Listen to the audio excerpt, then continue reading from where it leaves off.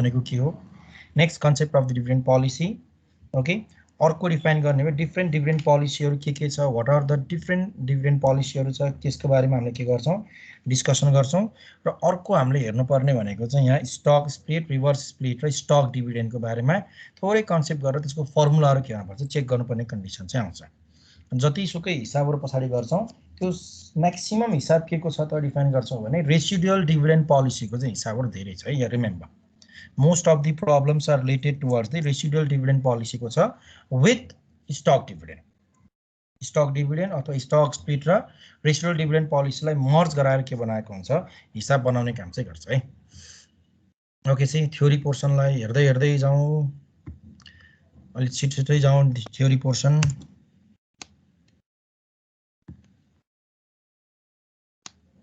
Dividend policy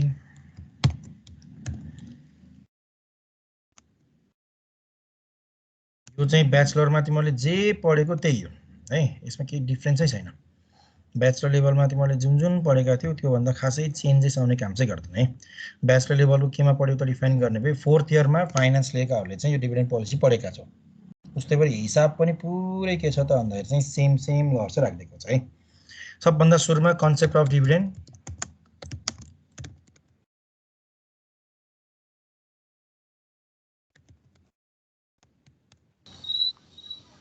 dividend भनेको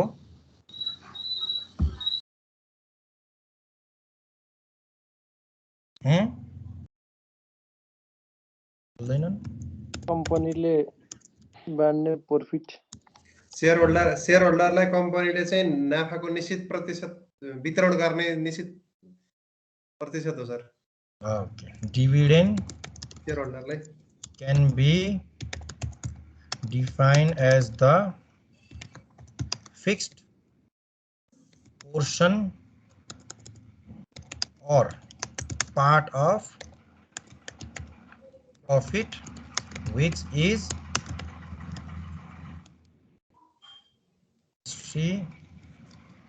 distributed towards the shareholder of the company. Dividend can be defined as the fixed portion or part of profit which is distributed towards the shareholder of the company after the completion of respective fiscal year.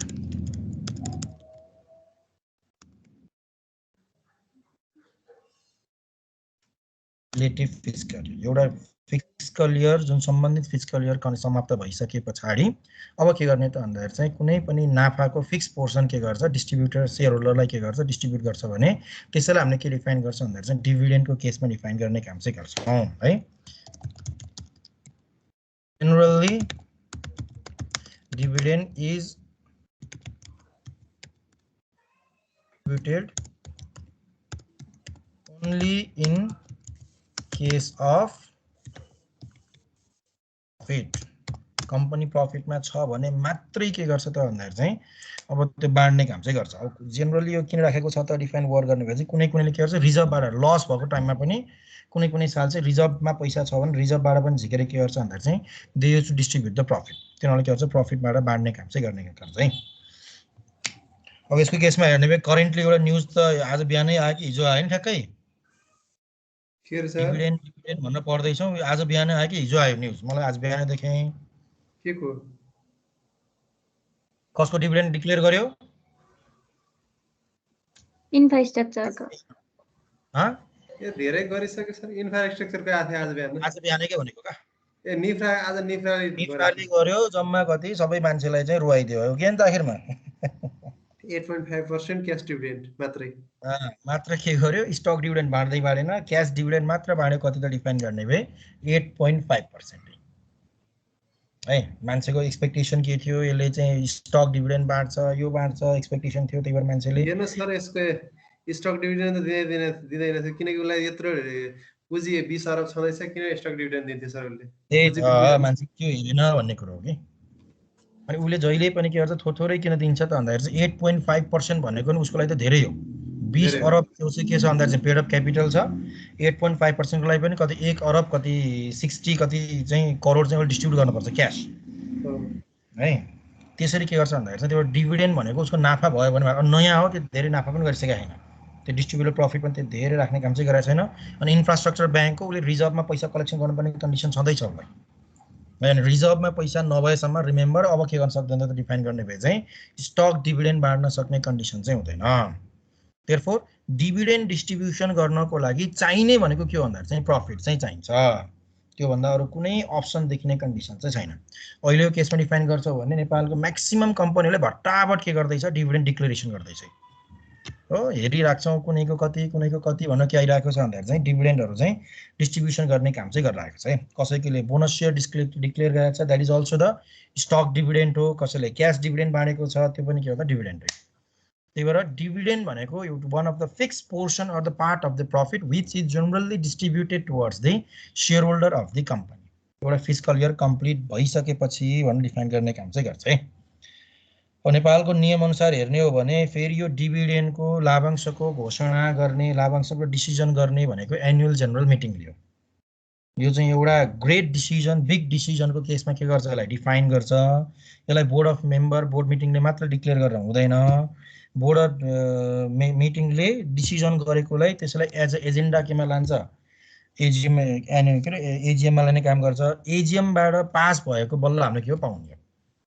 अनि ढिलो किन गर्छ भत्ता define गर्ने भए चाहिँ नेपालमा के छ, एउटा फिस्कल इयर समाप्त भएको 6 महिनाभित्रमा एजिएम गर्दा हुने भन्ने कन्डिसन चाहिँ छ।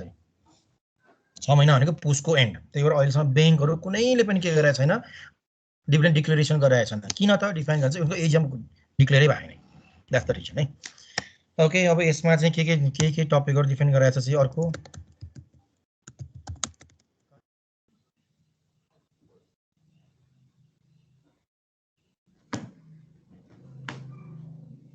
अफ डिभिडेन्ड पोलिसी भन्छौँ भने त्यही डिभिडेन्ड डिक्लेरेसन गर्ने एउटा के हो त नर्म्स, अरू केही पनि होइन है।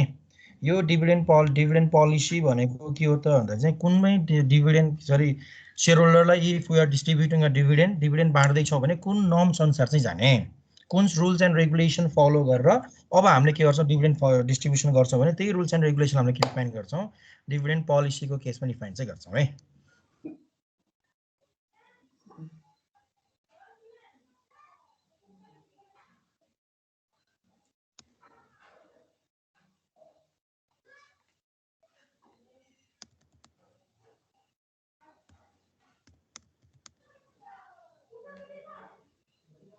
This can be defined as the policy or norms and conditions which are applicable for the decision-making process.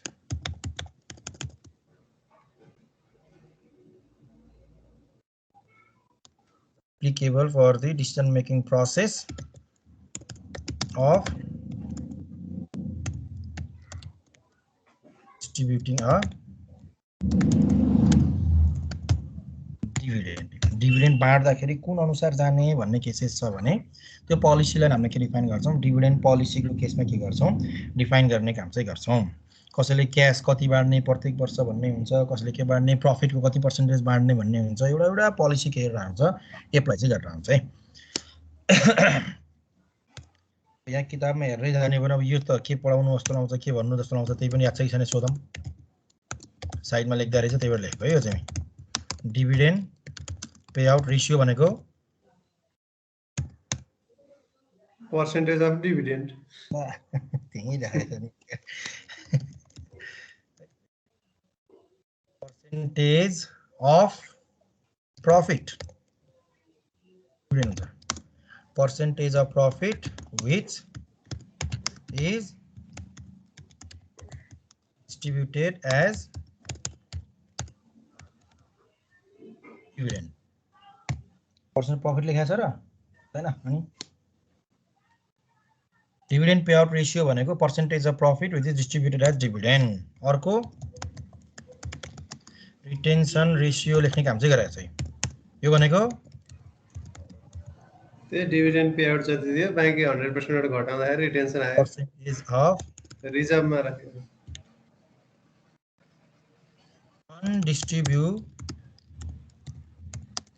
Distributable profit. percentage of undistributed profit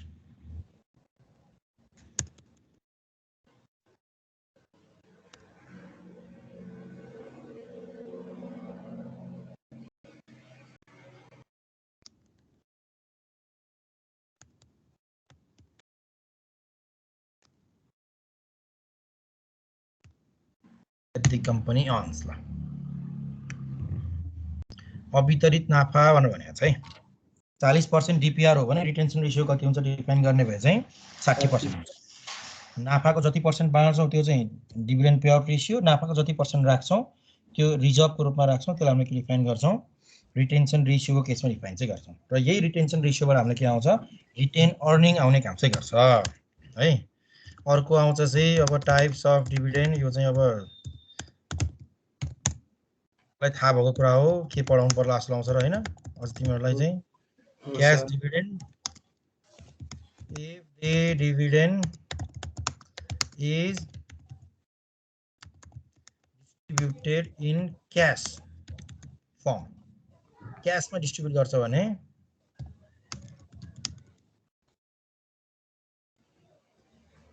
define as cash dividend mutual फन्डले के गर्छ क्याश डिभिडेन्ड मात्र बाँड्छ mutual फन्डहरुले के गर्दैन stock dividend बाँड्ने काम चाहिँ गर्दैन तिनीहरुले शेयर इस्यु नै गर्न पाउँदैन है अरु क्याश डिभिडेन्ड खान पाए नि राम्रो हो सर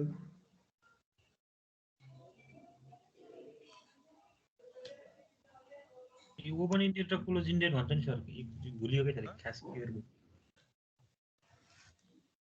के भन्छ ओपनिङ डेट र यो जुन क्लोजिङ डेट हुन्छ नि म्युचुअल फन्डको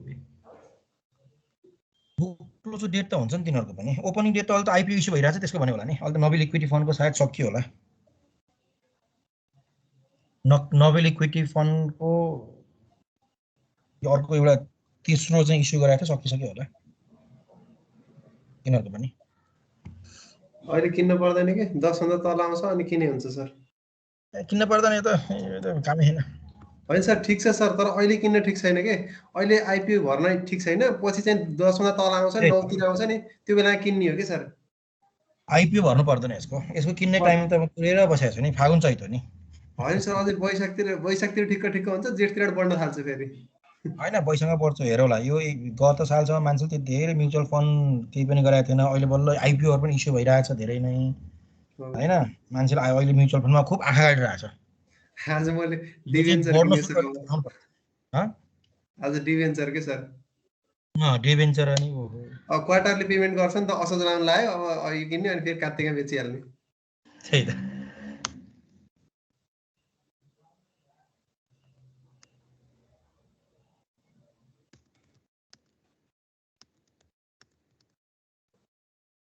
मान्छेलाई किन अहिले हान्न लाग्यो भने रेटले गर्दा हान्न लाग्यो क्या मान्छेलाई बल्ल हेर्न लाग्यो मान्छेले जुन क्याश डिभिडेन्ड दिएको पर्सेन्टेज देख्दाखेरि मान्छे त डराउन लाग्यो ओहो अहिलेसम्म बाँडेको सबभन्दा लोएस्ट भनेको एलयुकेले हो लक्ष्मी उन्नति कोष त्यो त 25% हैन सर उले पनि त्यो के रे पछि आएको नयाँ आएको छ 5% कुमार इक्विटी फन्डले नयाँ आएको भएर त्यो पनि जेठदेखि 1 महिनामै 5% बाँडेको ठुलो कुरो हो त्यसले अनि 5% त नयाँ भएको कारणले पुरानोमा भनेको के मैले पुरानोमा सबभन्दा कम बाँडेको भनेको 25% सबभन्दा बढी बाँडेको भनेको 50% 50% बाँडेको छ अनि एक वर्ष होल गरेर 50% क्याश पाउँछ भने त्यो जतिको राम्रो के भएर मान्छेले कामै गर्न पर्दैन नि हैन त्यो भनेको त बैंकको एफडी मा लागेर राखेर एक वर्षमा 50% ब्याज खाए जस्तो हो गाउँमा 100 कडा 2 लाई महँगो भन्छ त्यहाँ त 50 ओहो कुन चाहिँले 50 त सनराइज फर्स्ट म्युचुअल फन्डले दियो एसएफएमएफ ले अनि अर्को एउटा ग्रोथ फन्डले दिएको छ एनआईसी ग्रोथ फन्डले 35 40 45 मजाले दिइराखन सबैले दिइराखन अहिले भने त सबभन्दा लो भनेको लक्ष्मी इक्विटी फन्ड हो एलयुके लक्ष्मी उन्नति कोष सरी त्यसैको फेरि लक्ष्मी इक्विटी फन्डले 35% दियो त्यो चाहिँ मसँग थियो के सर एलईएमएफ एलईएमएफ त म पनि थियो एनईएफ समसँग एनईएफ ले 40% डिक्लेयर गरेको छ अब हेर न चाहिँ तिमीले हेर्यौ भने हिजोको मार्केटमा पनि अरु सबै क्र्याश हुँदाखेरि एनईएफ चाहिँ बढिरहेको थियो, ग्रिनमा थियो कुनै कुनै टाइममा चाहिँ। हो सर। मान्छेले बेच्नै माने छैन किनभने चाहिँ 40% के गरेछ डिक्लेयर गरेछ। 40% भनेपछि त मान्छे खुसी हुन्छ नि। ग्लोबल आईएमले अझै डिक्लेयर गरेछ छैन, ग्लोबल आईएमको राम्रो छ डिस्ट्रिब्युटर प्रॉफिट। न्याप पनि धेरै राम्रो छ सर त्यसको त। न्याप राम्रो छ के त्यसको। त्यही त एनईबी यति राम्रो छ 50 दिन्छ जस्तो लाग्छ त्यसले त। त्यही त 50 देला कि भन्ने एक्सपेक्टेसन छ। आज नि 20 को रेन्जमा कारोबार भइरहेछ। हो। यदि त्यसले 50 दियो भने पनि एउटा फाइदा चाहिँ के हुन्छ भने 20 रुपैयाँमा किन्नु भनेको 50 पाउनु भनेको 25% क्याश पाउनु हो। यस्तो हो सर। अब त्यसलाई अब तपाई हैन सर हजुरले क्यापिटल गेन त हुन्न के सर, पछि प्राइस रेट जस्तो त्यसपछि घट्छ के फेरि। क्यापिटल गेन त हुन्न, त्यो थाहा छ। तर मान्छेले सर्ट टर्म होल्ड गरेर बेच्दा पनि त्यति पाउँछ भन्ने कुरा नि। हैन अब 10 तिर आए नि सर, जस्तो एलईएमएफ पनि अब 11 10 तिर आइसकेको छ नि sir.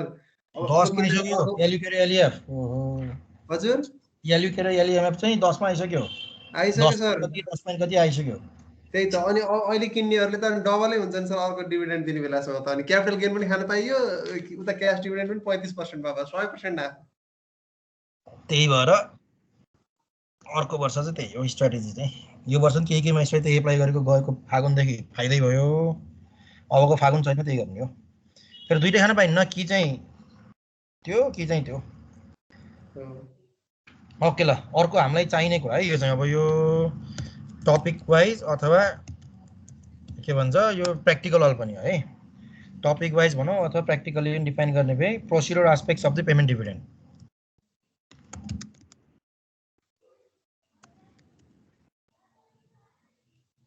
Aspects of the payment dividend भन्छ त्यो डिभिडेन्डको डेटहरुलाई के गर्छ यहाँ डिस्कसन गर्ने काम चाहिँ गर्छ है। एउटा डिक्लेरेसन डेट चाहिँ एउटा हुन्छ डिक्लेरेसन डेट, म त्यतिकै छोडेर लेख्दै छु है अहिले चाहिँ। त्यसपछि आउँछ रेकर्ड डेट, खै कहाँ गयो रेकर्ड डेट। रेकर्ड डेट त्यसपछि आउँछ एक्स रेकर्ड डेट भन्ने छ, ex dividend. Ex dividend date. अर्को आउँछ पेमेन्ट डेट है। यसरी के गर्छ डिफाइन गर्ने काम चाहिँ गर्छ। यो चारवटा डेट के हुन्छ यदि के गर्दैछ डिफाइन गर्ने भए कुनै पनि कम्पनीले डिभिडेन्ड डिस्ट्रिब्युट गर्दैछ भने न देयर कम्स यो चारवटा डेटहरु चाहिँ अगाडि आउने काम चाहिँ गर्छ है। के हो त त्यो डिफाइन गर्ने भए चाहिँ डिक्लेरेसन डेट भनेर फर्स्टमा आउँछ। डिक्लेरेसन डेट भनेको जुन दिन उनीहरु एजीएम बस्छ, उनीहरुको एनुअल जनरल मिटिङ जुन दिन बसेको हुन्छ त्यो एनुअल जनरल मिटिङले यति % के गर्ने डिभिडेन्ड डिस्ट्रिब्युसन गर्ने भनेर उनीहरुले घोषणा गरेको दिनलाई हामीले के भन्छौं डिक्लेरेसन डेट भनेर भन्छौं। यो डिक्लेरेसन डेटमा उनीहरुले अर्को तीनवटा डेट पनि के गर्छ डिक्लेयर गर्छ है। जस्तै उनीहरुले रेकर्ड डेट भनेर डिक्लेयर गर्छ। सेकेन्डमा रेकर्ड डेट भनेको के त डिफाइन भने चाहिँ कसलाई दिने त। अब हामीले यो सेक्युरिटीहरु जुन शेयरको केसमा डिफाइन गरेका छौं भने यो सबभन्दा भोलाटाइल हो। किन हामीले लिक्विडिटीको केसमा डिफाइन गर्ने काम चाहिँ गर्छौं। लिक्विड एसेट हो जुन चाहिँ सेकेन्डरी मार्केटमा डेली के भइरहन्छ कारोबार भइरहन्छ। डेली कारोबार भएको छ भन्नुको मतलब यसको ओनरशिप के भइरहन्छ डे टु डे चेन्ज भइरहन्छ। सहकारीको पो केही मतलबै भएन, सहकारीमा यस्तै केही पनि आउँदैन। डिक्लेरेसन डेट गर्छ डाइरेक्ट के तोक्छ पेमेन्ट डेट भनेर तोकिदिन्छ। सहकारीले त्यो बिचौ दुईटा चाहिँदै चाहिँदैन। किन चाहिँदैन त डिफाइन गर्ने भए सहकारीको शेयरको ओनरशिप के हुँदैन ट्रान्सफर हतपत हुँदै हुन्न। हो त्यो चैलसँग नहुने कन्डिसन छ, त्यही भएर तिनीलाई रेकर्डेड केही पनि चाहिएन। बट जुन चाहिँ सेकेन्डरी मार्केटमा लिस्टिङ भएका कम्पनीहरु छ तिनीहरुको प्रत्येक दिन के भइरहन्छ भन्दाखेरि चाहिँ ओनरशिप चाहिँ ट्रान्सफर भइरहन्छ। अब ओनरशिप ट्रान्सफर भइरहेको छ भने कसले पाउने त नि डिभिडेन्ड हो। कसले पाउने भने डिभिडेन्डको लागि चाहिँ यो सबै डेटहरु के गर्नुपर्छ डिक्लेयर गर्नुपर्छ है। रिमेम्बर त्यो डिक्लेरेसन डेट भनेको चाहिँ अब यो दिनमा बाँड्दै छौं भनेर तिनीहरुले चाहिँ डिक्लेयर गर्छ भने एनुअल जनरल मिटिङको डेट यो डिक्लेरेसन डेट हो जनरली। रेकर्ड डेट भनेको हामीले यो गतेको के हेर्ने त भन्दाखेरि चाहिँ शेयर खाता हेर्ने। यो गतेको के गर्ने शेयर खाता हेर्ने। यो गतेमा जसको नाममा शेयर छ त्यसलाई हामीले के गर्छौं त डिफाइन गर्ने भए चाहिँ we are going to distribute a dividend हो। नेपालमा हर्छ भने नेपालमा यसलाई के भन्छ बुक क्लोज डेट भन्छ। बुक क्लोज डेट भयो ठ्याक्क बुक क्लोज डेट भन्छ। एक दिन कारोबार बन्द गरिदिन्छ हो। अनि जुन दिन कारोबार बन्द भएको हुन्छ त्यो दिन भन्दा पहिलाको जसको नाम छ तिनीहरुले मात्र के पाउँछ त डिफाइन गर्ने भए डिभिडेन्ड पाउने काम चाहिँ गर्छ। यो बुक क्लोज डेट चाहिँ राम्रोसँग के हुनुपर्छ भन्दा चाहिँ याद राख्नुपर्ने कन्डिसन चाहिँ हुन्छ है। एकदम विचार गर्नुपर्छ किन त कोही मान्छे यसो देखिरहेको छु तिनीहरूले चाहिँ के 2-3 जना मान्छे यसो हेरिराखेको छु तिनीहरूले चाहिँ कारोबार चाहिँ गर्छन् तर तिनीहरूले यो डेटहरु चाहिँ ख्याल राख्दैनन् है। अनि एउटा कुनै स्क्रिप्ट हेरिरहेको हुन्छ अनि त्यो स्क्रिप्ट चाहिँ एकैचोटि ओहो सस्तोमा आयो 1 हप्तामै सस्तोमा आयो भनेर झ्याप्प उठाउँछ। तिनीहरूले के बुझिरहेको हुन्न त भन्दाखेरि चाहिँ त्यो 1 हप्तामा के भइसकेको हुन्छ बुक क्लोज भएर प्राइस एडजस्ट भएर सस्तोमा आएको हुन्छ अनि पछि भन्दाखेरि बल्ल टाउको साट्छ है। एउटा त्यस्तै एकजना मान्छे थियो एनजीपीएल आई होप सबैलाई थाहा होला एनजीपीएल न्यादी पावर कम्पनी लिमिटेड उसको चाहिँ 1020 1030 1020 1030 मा चाहिँ कारोबार भएको भइ थियो। उले पहिल्यै के डिक्लेयर गरिसकेको थियो 20% बोनस शेयर स्टक डिभिडेन्ड र 200% राइट उले त डिक्लेयर गरिसकेको थियो। अनि एउटा बुक क्लोज डेट पनि थियो है। अब मान्छे डेली कारोबार गर्न हेरिराख्छ यति बेलासम्म किन्ने भनेर त्यसको चाहिँ आई होप 1025 कि कतिमा बुक क्लोज डेटमा फिक्स भएको थियो। त्यसपछि एकैचोटि कतिमा झार्दियो त भन्दाखेरि चाहिँ त्यो प्राइस एडजस्ट गरेर 823 मा झारेर कारोबार गरिदियो। अनि त्यो दिन 823 बाट झर्न सुरु गर्यो। त्यो एकजना मान्छे चाहिँ खुसी भयो ओहो अस्ति भर्खरसम्म 1050 को रेन्जमा थियो अहिले त 800 मा आएको छ भन्नुले कतिमा किन्यो भने चाहिँ आई होप 810 कतिमा किनेछ। उसको उलाई के थाहा भएन त भन्दाखेरि चाहिँ यो चाहिँ बुक क्लोज पछाडिको प्राइस हो भन्ने थाहा भएन। कम्पनीले के गरेको थियो भन्दा चाहिँ 20% घटाइसक्यो प्राइस हो। यस्ता यस्तो कुरा राम्रोसँग हेर्नु पर्यो। अब उसले त्यो 810 मा किने पनि त्यो 20% जुन स्टक डिभिडेन्ड हो त्यो मान्छेले पाउनेवाला छैन। त्यो 20% कहिले पाउँछ जसले बेच्यो त्यसको खातामा जान्छ है। त्यो रेकर्ड डेट भनेको चाहिँ कहिलेसम्म चाहिँ उसको नाममा शेयर छ त्यो चेक गर्ने डेटा रेकर्ड डेट भन्छौँ। एक्स डिभिडेन्ड डेट भनेको चाहिँ यो अहिले नेपालमा यो गरेको छ नि बुक क्लोज भने त्यो एक दिन कारोबारै बन्द गर्ने खुर्क हेर्छ। एक्स डिभिडेन्ड डेट भनेको कस्तो त डिफाइन गर्ने हो जस्तै हाम्रो नेपालमा पनि के छ चाहिँ T+2 डेट छ। रिमेम्बर न T+2 डेज भनेको ट्रान्जेक्सन जुन दिन गर्छौं त्यसको 2 दिन पछि बल्ल हाम्रो खातामा के आउँछ शेयर आउँछ। हो कि हैन ल भन आज तिमीले कुनै शेयर किन्यौ भने त कहिले आउँछ तिम्रो डिमैट अकाउन्टमा 2 दिन पछि सर 2 दिन पछि। आज मंगलबार भयो भने चाहिँ बिहीबार आउँछ। दुईटा ट्रेडिङ दिएपछि आउँछ। दुईटा ट्रेडिङ डे T+2 डेज भन्छ। बिहीबार के बल्ल आउँछ त्यो भनेको T+2 डेज हो। त्यो भनेको यदि बुक क्लोज डेट चाहिँ त्यति बेला छ भने 2 दिन अगाडि नै के गर रेकर्ड डेट चाहिँ बिहीबारको छ भने रेकर्ड डेट चाहिँ 7 गतेको छ भने हामीले कहिले किन्न पर्छ भन्दा एक्स डिभिडेन्ड डेट भनेको 5 गते हो है भनेर चेक गर्छ के त्यो चाहिँ। त नेपालमा यो किन फाल्यो त डिफाइन गर्ने त्यो टाइममा उले कारोबारै के गर्छ बन्द गरिदिन्छ। बुक क्लोज गर्छ कारोबारै के गर्छ रोक्छ कारोबारै रोकेर उले के गर्छ यो एक्स डिभिडेन्ड डेट र रेकर्ड डेटको डिबेटलाई चाहिँ सिधाइदिएको छ है। अर्को पेमेन्ट डेट भनेको चाहिँ लास्ट डेट हो जुन दिनमा के हुन्छ डिस्ट्रिब्युसन हुन्छ। जुन दिनमा हाम्रो खातामा शेयर आउँछ जुन दिन हाम्रो खातामा चाहिँ के आउँछ क्याश आउँछ त्यस्तो हामीले के डिफाइन गर्छौं पेमेन्ट डेटको केसमा के गर्छौं डिफाइन गर्छौं। बुकमा पनि हेर्यो भने चाहिँ डेट अफ डिक्लेरेसन जुलाई 10 मा चाहिँ एजीएम बसेर घोषणा गरेर रहेछ बाड्ने भनेर कहिलेको हेर्ने भनेको छ सेप्टेम्बर 15 को रेकर्ड हेर्ने भनेको छ हो। अनि एक्स डिभिडेन्ड डे त्यो 2 दिनको राखेर कति भनेर सेप्टेम्बर 13 सम्म कारोबार भएकोलाई के गर्न पाउँछ उले चाहिँ डिभिडेन्ड पाउँछ भनेर डिफाइन गरेर चाहिँ किनेकोले कहिले बाड्ने भनेको छ अक्टोबर 1 मा। अक्टोबर 1 के भइदियो त डिफाइन गर्ने भए चाहिँ पेमेन्ट डेटको केसमा हामीले त्यसलाई के गर्छौं डिस्कसन गर्ने काम चाहिँ गर्छौं है। नेपालमा चाहिँ रेकर्ड डेट र एक्स डिभिडेन्ड डेटको डिबेटलाई सिद्धाउन कारोबारै बन्द गरिदिन्छ। अनि रिमेम्बर कुनै कम्पनीहरु मर्जमा गएको छ भने त्यो मर्जमा जाने प्रोसेस यदि गइसकेको छ भने प्रोसेस नहुन्जेलसम्म तिनीहरु कारोबारै हुन्न।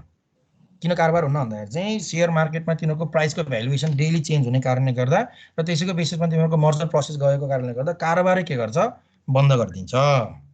यदि मर्जमा गइरहेको छ भने अहिले पनि याद राख्छ भने 5-6 वटा कम्पनीको कारोबार बन्द छ।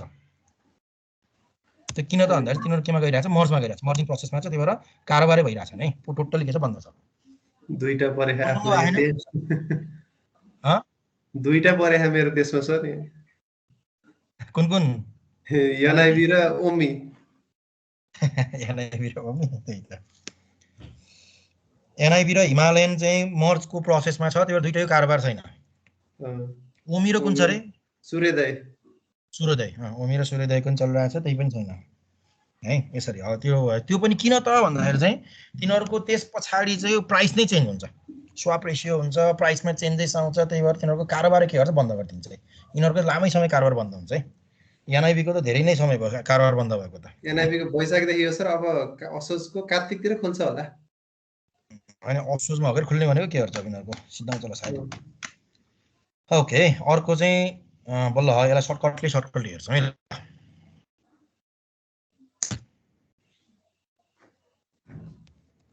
डिभिडेन्ड डिस्ट्रिब्युसन मोडल भन्छ है। डिस्ट्रिब्युसन मोडल हो यो मात्र हामीले के गर्छौँ त डिफाइन गर्ने यसलाई मात्र चेक गर्ने काम चाहिँ गर्छौँ ल। Under the dividend distribution model कुन कुन पोलिसी अन्तर्गत हामीले के गर्ने डिभिडेन्ड बाँड्ने भन्ने कन्डिसनलाई अब हामीले के गर्छौँ डिफाइन गर्ने काम चाहिँ गर्छौँ। Here we are going to discuss the different types of the policy which is applied by the company for the distribution of the profit बाँड्दाखेरि सबैभन्दा चलेको हिसाब भएको भनेको यही रेसिडुअल सबभन्दा बढी चल्ने यो है रेसिडुअल डिभिडेन्ड पोलिसी भन्छ। कस्तो होला रेसिडुअल भन्ना साथ रेसिडुअल भन्ने वर्ड चाहिँ रेसिड्यू भन्नेबाट वर्ड ल्याएको वर्ड हो। यो चाहिँ चाहियो नि त्यही पनि रेसिड्यू भन्ने वर्डबाट ल्याएको शब्द हो के अरे नेम हो। रेसिड्यू भनेको के हो नि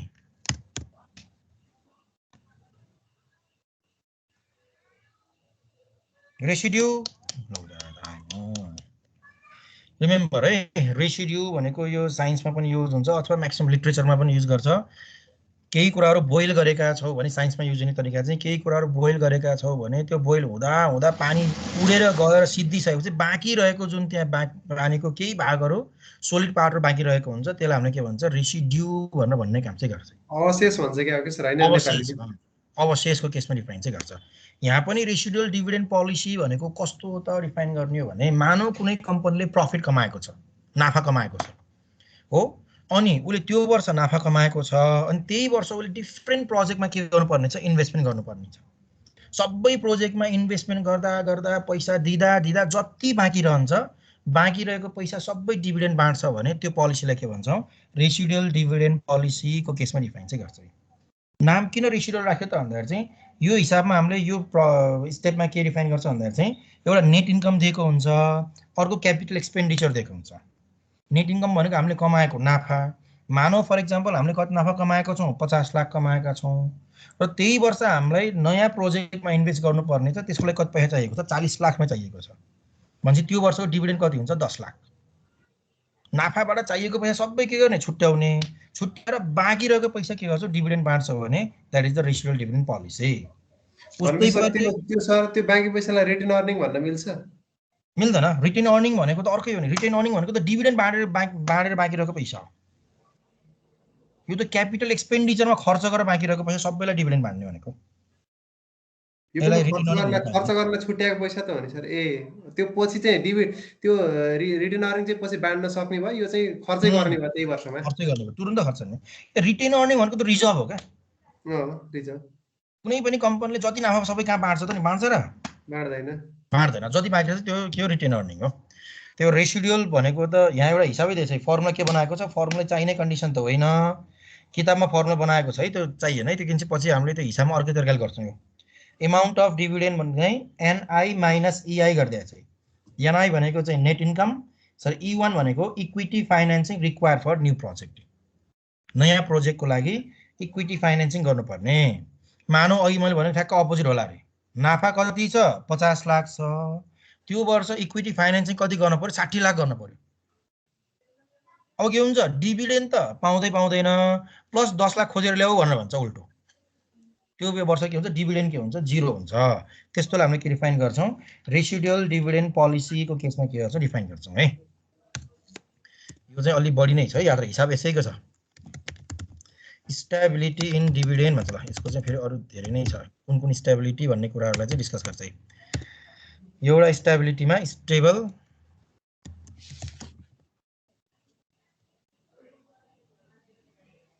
स्टेबल डिभिडेन्ड पर सेयर भनेर भन्छ।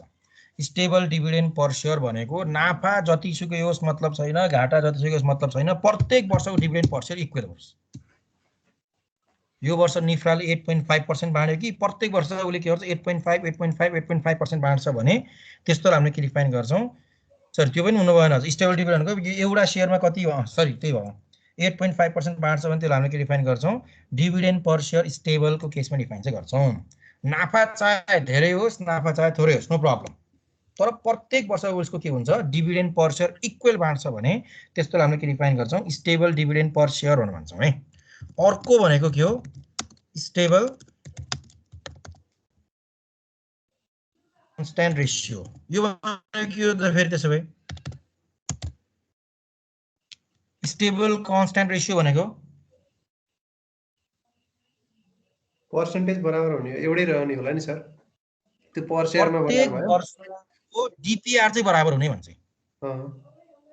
माथिको स्टेबल डिभिडेन्ड पर शेयर भनेको चाहिँ उसलाई पर्सेन्टेजसँग मतलब छैन। मानौ मैले भने त निफ्राले 8.5% दियो भने प्रत्येक वर्ष 8.5 मात्र दिन्छ भने त्यस्तोलाई हामीले के डिफाइन गर्छौँ डिभिडेन्ड स्टेबल डिभिडेन्ड पर शेयरको केसमा डिफाइन चाहिँ गर्छौँ। बट त्यो नभइकन स्टेबल कन्स्ट्यान्ट रेशियो भनेको मानौ निफ्राको अहिले चाहिँ नाफाको 50% हो भने प्रत्येक वर्ष कति बाँड्नु पर्यो नाफाको 50% बाँड्नु पर्यो। यो वर्ष 5 अर्ब नाफा भएको थियो नाफाको 50% 2.5 अर्ब। अर्को वर्ष कति होला 8 अर्ब नाफा हुन्छ भने कति बाँड्नु पर्यो 8 अर्बको 50% कति बाँड्नु पर्यो 4 अर्ब बाँड्नु पर्यो। अर्को वर्ष 9 अर्ब हुन्छ भने कति बाँड्नु पर्यो 4.5 अर्ब बाँड्नु पर्यो है। त्यो चाहिँ एउटा पर्सेन्टेजमा एउटा के मात्र डिफाइन गर्ने भयो चाहिँ रुपिजमा है। यस्तोलाई हामीले के डिफाइन गर्छौँ स्टेबिलिटी इन डिभिडेन्डको केसमा के गर्छौँ डिफाइन गर्ने काम चाहिँ गर्छौँ। चाहिने यही दुईटा हो है। अर्को चाहिँ cash dividend and value of the form भनेको चाहिँ यो चाहिँ चाहिएन डिभिडेन्ड इभल्युसन थ्योरी। अब चाहिँ त्यति धेरै नचाहिने थ्योरी छ है। अनि त्यो स्टेबल कन्स्ट्यान्ट रेशियो चाहिँ एजिएम बाटै फाइनलाइज गरिन्छ कि कसो? एजिएम बाट यो त डिभिडेन्डको त सबै डिक्लेरेसन एजिएम बाटै गर्छ। अनि त्यो रेशियो चाहिँ फर्स्ट टाइम डिभिडेन्ड डिक्लेयर गर्दाखेरि गरेको रेशियो चाहिँ त्यही प्रोपोर्सनमा गर्ने हो कि कसो? यदि कसैले स्टेबल डिभिडेन्ड पर शेयर गरेको छ भने एजिएम बाट ल यसपालि पनि त्यही गरौँ भनेर के गर्छ भन्दा चाहिँ मान्छे चाहिँ स्टेबल डिभिडेन्ड पर शेयरमा एजिएम बाट फाइनल गर्ने काम चाहिँ गर्छ। जस्तो डिभिडेन्ड होइन डिभेन्चरहरू डिभिडेन्ड त होइन तर इन्ट्रेस्ट दिने हो तर भए पनि डिभिडेन्ड जस्तै भयो क्या sir stable constant payout ratio भनेको सधैँ एउटै पर्सेन्ट दिने। पेआउट रेशियो भनेको सधैँ एउटै पर्सेन्ट दिने भयो। स्टेबल डिभिडेन्ड पर शेयर ठ्याक्कै केमा मिल्छ त डिफाइन गर्ने भए चाहिँ प्रिफर्ड स्टकमा मिल्छ। प्रिफर्ड स्टकलाई कम्पनीले जतिसुकै नाफा गर्छ के मतलब छ प्रिफर्ड स्टक होल्डरलाई छैन सर। उसको यदि 10% छ भने प्रत्येक वर्षले पाउने डिभिडेन्ड पर शेयर कति हो 10% हो। त्यो भनेको स्टेबल डिभिडेन्ड पर शेयर हो है। तर स्टेबल कन्स्ट्यान्ट रेशियो भनेको प्रिफर्ड स्टक पनि मानिन्न। त्यो धेरैले के गर्दैन शेयर होल्डरहरू कमन स्टकलाई कुनै पनि कम्पनीले के गर्दैन दुईटै पोलिसी फलो चाहिँ गर्दैन। In case of the common stock कुनैले पनि गर्दैन किनकि उनीहरूको नाफा धेरै छ भने उनीहरूले डिस्ट्रिब्युट गर्छ नाफा कम छ भने के गर्छ डिस्ट्रिब्युट गर्दै गर्दैन। त्यो चाहिँ 100% स्योर है। किनकि तिनीहरूले चाहिँ अब आफ्नो त्यो डिभिडेन्डको पोलिसी डाइरेक्ट केसँग कनेक्टेड हुन्छ तिनीहरूको मार्केट प्राइससँग कनेक्टेड हुन्छ हो। अनि तिनीहरूको मार्केट प्राइस यदि डिक्रिज भयो भने घट्दै गयो भने तिनीहरूको वेल्थ सबभन्दा बढी वेल्थ कसको गर्छ प्रमोटरको गर्छ। अरूको त कति नै घट्ला र प्रमोटरको सबभन्दा हाइएस्ट इन्भेस्टमेन्ट हुन्छ। यदि तिनीहरूको डिभिडेन्ड त्यति राम्रोसँग डिक्लेयर भएन डिभिडेन्डको नेगेटिभ इम्प्याक्ट गइदियो भने बजारमा सबैभन्दा बढी वेल्थ डिक्रिज हुने भनेको प्रमोटरको हो। त्यही भएर तिनीहरूले सकेसम्म के गर्न खोज्छ बाँड्न खोज्छ। बाँड्यो भने डिक्लेयर गर्यो भने त्यही अनुसार के हुन्छ डिमान्ड के हुँदै जान्छ बढ्दै जाने काम चाहिँ गर्छ।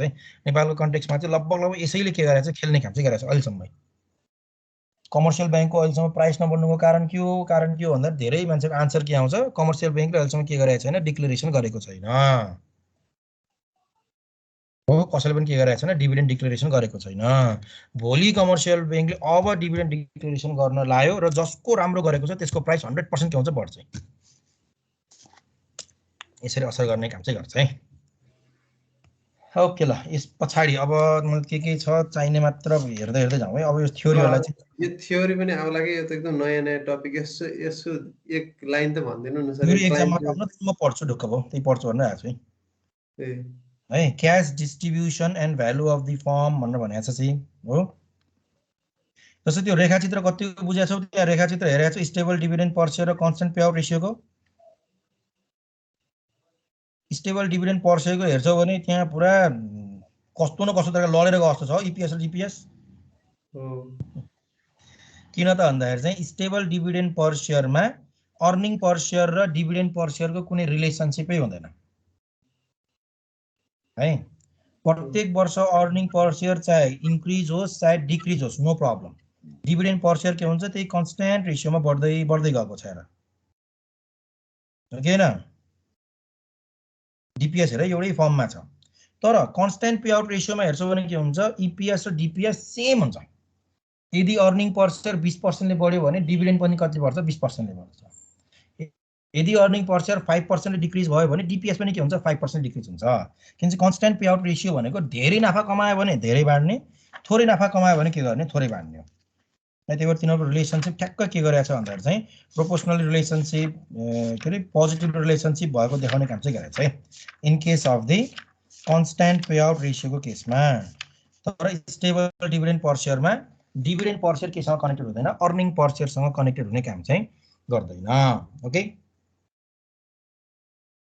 अर्को आउँछ ल डिभिडेन्ड इररिलेभेन्स थ्योरी भनेर भन्छ यो मिलर एन्ड मोडलाइन भनेको तिमीले फोर्थ सेममा पढ्छौ त्यहाँ इन्भेस्टमेन्टमा आउँछ है है यो दुई जनाको argue that dividend policy does not effect value of the firm और share holder wealth In their view, value of firm depends only on its earning power and business risks, not on how its earning is split between dividend and retained earning भन्छ लारे यिनीहरुको dividend irrelevancy theory भनेको चाहिँ यो MM ले के गरेछ Miller र मुगलानले यिनीहरुले के भन्छ डिभिडेन्ड डिस्ट्रिब्युसनले कुनै पनि कम्पनीको भ्यालुमा कुनै पनि कम्पनीको प्राइसमा कुनै पनि कम्पनीको वेल्थमा डाइरेक्टली के गर्दैन भन्दाखेरि चाहिँ कन्फ्लिक्ट ल्याउने काम डाइरेक्टली कनेक्टेड हुने काम चाहिँ गर्दैन कंपनी को स्टक को मार्केट प्राइस भनेको त्यसको अर्निङ पावर त्यसले कति नाफा कमायो त्योसँग के हुन्छ डिपेन्ड हुन्छ र उले कस्तो कस्तो बिजनेसमा इन्भेस्टमेन्ट गरेको त्योसँग डिपेन्ड हुन्छ नाइदर दि डिभिडेन्ड र रिटेन अर्निङको पोर्सनमा हुन्न भन्न कसले भन्छ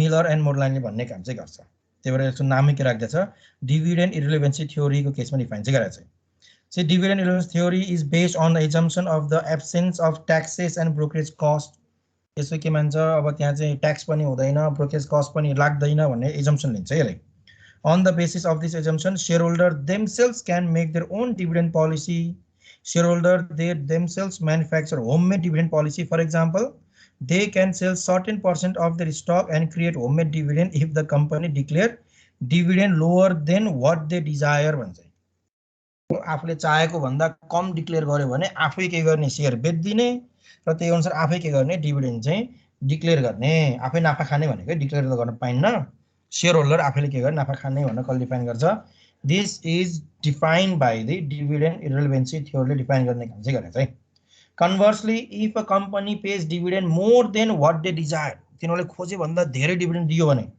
share holder can purchase share with the excess amount of cash dividend thus in the absence of taxes and brokerage costs shareholder themselves manufacture homemade dividend and create their own dividend policy as they desire भनेर भन्छ है अब यो चाहिँ capital गेनले के गर्ने डिभिडेन्डको पर्सेन्टेजलाई recover गर्ने अथवा ओभरकम गर्ने कुरा मात्र यसले डिफाइन गर्ने काम चाहिँ गरे अर्को डिभिडेन्ड रिलेभेन्स थ्योरी भन्छ भने डिभिडेन्डले डाइरेक्टली के गर्छ भन्दाखेरि चाहिँ मार्केट प्राइसलाई वेल्थलाई के गर्छ कनेक्टेड गर्ने काम चाहिँ गर्छ We discuss in dividend irrelevance theory that the dividend policy does not affect the value of the firm and this is based on the assumption of the absence of taxes or brokerage costs छैन त्यही भएर भन्नु भने है यो चाहिँ but in रियालिटीमा कहिले पनि हुन्न याद राख रिलेभेन्सी नहुने भने इररिलेभेन्सी हुने भन्ने कन्डिसनै हुँदैन the assumption of absence of tax and brokerage commission does not hold true in reality reality हामी सबैलाई थाहा छ हामीले के गर्नुपर्छ कर पनि तिर्नुपर्छ प्लस ब्रोकरेज कमिसन पनि तिर्नुपर्छ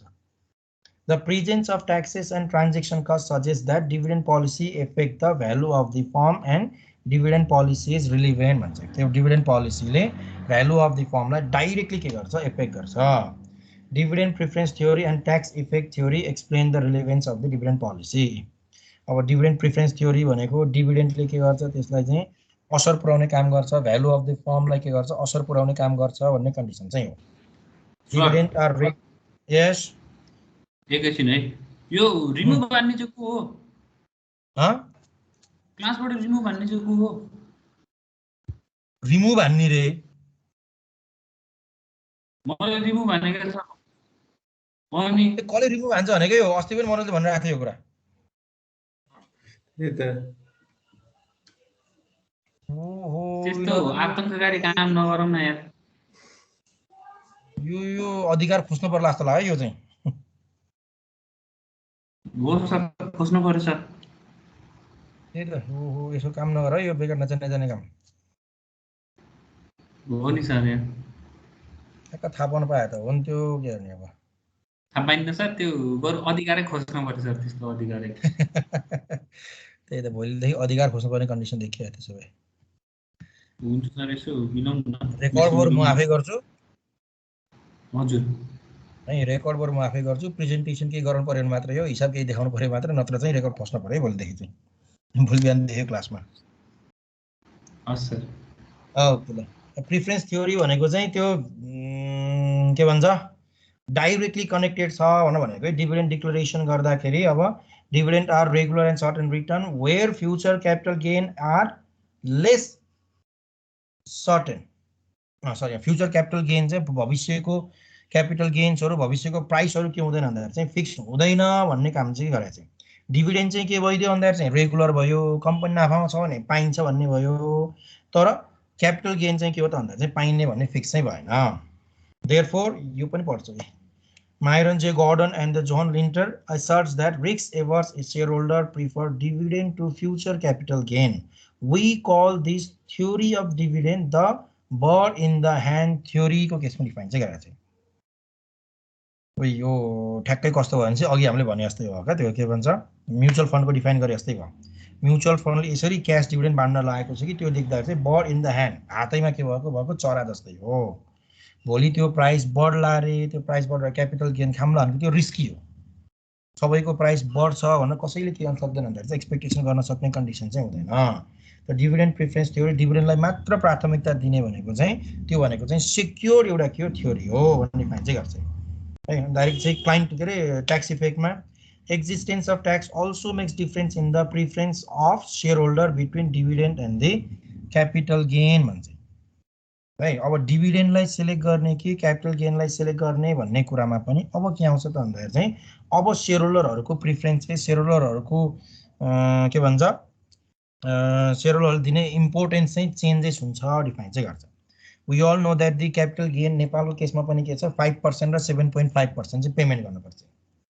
त्यो भनेको बढी नै हो है अर्को केसमा डिफाइन गर्छौं भने बोनस शेयर डिक्लेयर गर्छ भने पनि नेपालको कन्टेक्स्टमा के गरेछ कम्पनी आफैले के गर्छ ट्याक्स पर्पजको लागि चाहिँ केही न केही क्याश डिभिडेन्ड चाहिँ डिक्लेयर गरेको हुन्छ त्यो सबैलाई थाहा होला है सायद यदि कसैले बोनस शेयर डिक्लेयर गरेको छ भने cash dividend 0 point something 1 point something declare गरेको हुन्छ त्यो भनेको इन्भेस्टरले के गर्नु नपरोस् त डिफाइन गर्ने भए चाहिँ ट्याक्स तिर्नु नपरोस् भनेर चाहिँ गर्दै हुन्छ त्यो धेरै जसो मान्छे केमा जान्छ डिभिडेन्ड आएको टाइममा चाहिँ सकेसम्म होल्ड गर्न चाहिँ खोज्छ डिभिडेन्ड खान्छु भनेर बसेको ठाउँ चाहिँ नेपालमा बढी नै देखेको चाहिँ पाउँछौँ है for example stock holder in high income tax bracket may prefer low dividend to high dividend pay out ratio भनेर भन्छ है स्टक होल्डर हाई इन्कम एकदम ट्याक्स ब्र्याकेट के अरे नाफा धेरै कमाएर चाहिँ अब के छ कर तिर्नुपर्ने कन्डिसन छ भने उनीहरू बरु डिभिडेन्ड पे आउट रेसियो कमै भए पनि हुन्छ भन्ने सोच चाहिँ यहाँ लेखेको छ तर त्यो धेरै हुने काम चाहिँ गर्दैन मान्छेले कर बढी तिर्नुपर्छ भनेर आम्दानी कम खान्छु भनेर चाहिँ कोही पनि मान्छे अगाडि आउने काम चाहिँ गर्दैन है तर यसको चाहिँ हिसाब हेर्ने भए चाहिँ यदि ट्याक्स पनि इन्क्रिजेसको ट्रेन्डमा छ भने that also directly use to affect the value of the company share value of the कम्पनीको शेयरलाई त्यसले के गर्छ डाइरेक्टली असर गर्ने काम गर्छ डिफाइन चाहिँ गरेको छ नेपालको कन्टेक्स्टमा पनि हेर्छौँ भने 5 बाट 7.5% पुर्याउन साथ के भयो त डिफाइन गर्ने भए चाहिँ प्राइसमा चाहिँ नेगेटिभ ट्रेन्ड चाहिँ सुरु भयो ट्याक्स बढाउन साथ है 5% बाट जब पुर्याएको थियो त्यसले के गरेको थियो भन्दा चाहिँ भ्यालु अफ द शेयरलाई के गर्दै गएको छ डिक्रिज गर्दै जाने काम चाहिँ गरेको छ त्यो भनेको ट्याक्स इफेक्ट थ्योरीको केसमा डिफाइन चाहिँ गरेको छ यो भनेको यिनीहरूले भ्यालु अफ द फर्ममा डिस्ट्रिब्युसन अफ डिभिडेन्डले के असर पार्छ भनेर गरेको केही डिफिनेसन्सहरू है केही एजम्पसन्सहरू दिएको छ 4वटा एउटा डिभिडेन्डले असरै गर्दैन एउटा डिभिडेन्डले असर गर्छ भन्ने हो अर्को डिभिडेन्ड प्रिफरेन्स थ्योरीमा जान्छौँ भने चाहिँ सकेसम्म के गर्ने भन्दा चाहिँ इम्पोर्टेन्स चाहिँ डिभिडेन्डलाई प्रोभाइड गर्छ भन्ने हो अर्को ट्याक्स इफेक्टको केसमा चाहिँ ट्याक्सको कारणले गर्दा हायर द ट्याक्स भयो भने भ्यालु अफ द फर्म के हुँदै जान्छ डिक्रिज हुँदै जान्छ भनेर चाहिँ यो 4वटा थ्योरीलाई एज्युम गर्ने काम चाहिँ गरेको छ